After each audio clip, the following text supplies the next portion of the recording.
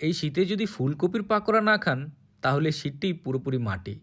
তাই আমি আপনাদের জন্য নিয়ে আসলাম ফুলকপির পাকোড়া রেসিপি। খুবই সহজ অ্যান্ড ঝামেলা কম। তো চলুন রেসিপিটি শুরু করা যাক। প্রথমে আমাদের লাগবে একটি ফুলকপি। ফুলকপিটি তাজা হলে ভালো হয়, তো এর পিছনের অংশ ফেলে দিয়ে আমরা পাতাগুলো আলাদা করে ফেলব। তারপর একটি ছুরির সাহায্যে ফুলকপিগুলোকে কেটে কেটে আলাদা করব। তো আমাদের এই পুরো ফুলকপি লাগবে না, অর্ধেকটা হলেই হবে। কেটে কেটে ছোট ছোট পিস করে নিব। অবশ্যই ছোট হতে হবে, বেশি বড় হলে সিদ্ধ হবে না। তারপর এগুলোকে নিয়ে আমরা ভালোভাবে ধুয়ে ফেলব। এরপর একটি পাত্রে গরম পানি করে নিব। সেই গরম পানিতে ফুলকপিগুলো আস্তে আস্তে করে দিয়ে দিব। দিয়ে আমরা কিছুক্ষণ জাল দিব। 5 মিনিটের মতো সিদ্ধ করলেই হয়ে যাবে। এরপর এগুলো আধা সিদ্ধ হয়ে গেছে, তো এখন এগুলোকে আমি সরিয়ে ফেলব। এখন আমাদের পরবর্তী কাজ করতে হবে। তো তার জন্য লাগবে ময়দা, তার সাথে দিয়ে দিব সামান্য লবণ, হলুদের গুঁড়া, মরিচের গুঁড়া, আদা, রসুন, ধনিয়া পাতা। এরপর সামান্য পানি দিয়ে আমরা একটি পাতলা মিশ্রণ তৈরি করে নিব। আস্তে আস্তে করে পানি দিবেন। যতক্ষণ পর্যন্ত মিশ্রণটি পাতলা না হচ্ছে ততক্ষণ পর্যন্ত আপনি পানি দিয়ে আস্তে আস্তে করে মিশ্রণটি তৈরি করতে থাকবেন। আপনারা কে কোথা থেকে আমার এই ভিডিওটি দেখছেন অবশ্যই কমেন্টের মাধ্যমে জানাবেন, আমি আপনাদের সবার কমেন্টের উত্তর দিব। মিশ্রণটি তৈরি হয়ে গেছে।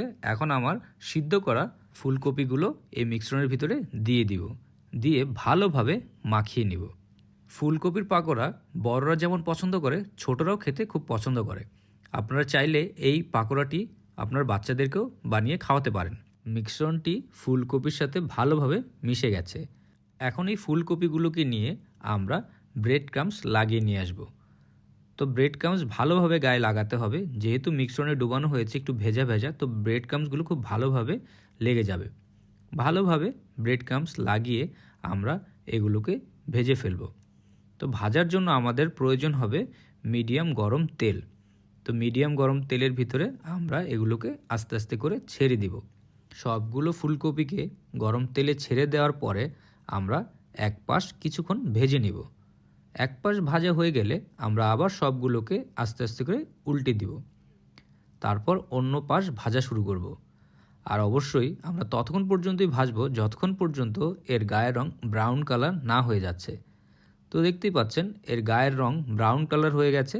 তো এখন আমাদের ভাজা শেষ, আমরা এগুলোকে তুলে ফেলব। তো খুব সহজেই আপনারা ঘরে বসে ফুলকপি দিয়ে পাকোড়া তৈরি করতে পারেন। আর এখন বাজার ভর্তি ফুলকপি দিয়ে, তো এই সুযোগে আপনারা চাইলে ঘরে এই পাকোড়াটি তৈরি করতে পারেন। এরকম মজার মজার রেসিপি পাওয়ার জন্য টোস্টেড বাংলা পেজকে ফলো করবেন। আর ভিডিওটি যদি ভালো লেগে থাকে অবশ্যই একটি লাইক অ্যান্ড শেয়ার করতে ভুলবেন না। সবাই ভালো থাকবেন আর মজার খাবার ঘরে তৈরি করে খাবেন।